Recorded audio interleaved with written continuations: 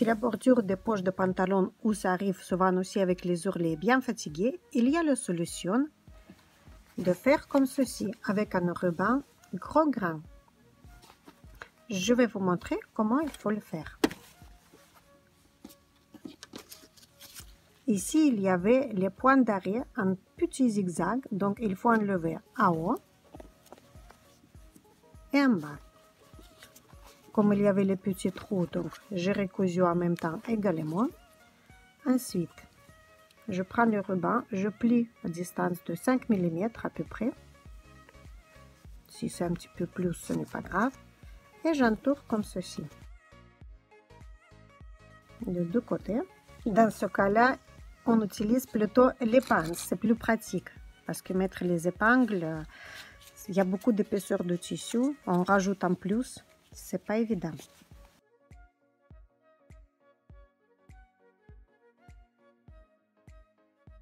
Quand j'épingle, je dis épingler, je dis pas épancer parce que je sais pas si ça existe le mot épancer pour mettre les pinces, donc je dis épingler.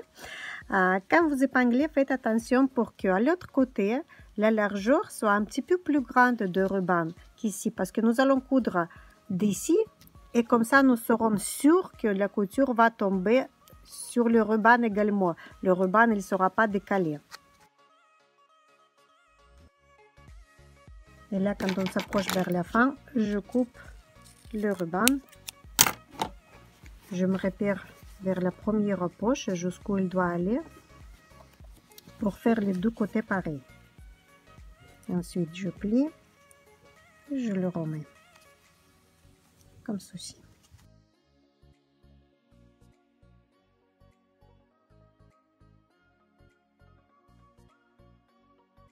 Je mets les petites pinces partie plate derrière et la partie en couleur devant moi parce que derrière c'est tout plat, ça sera plus facile à manipuler sur la machine.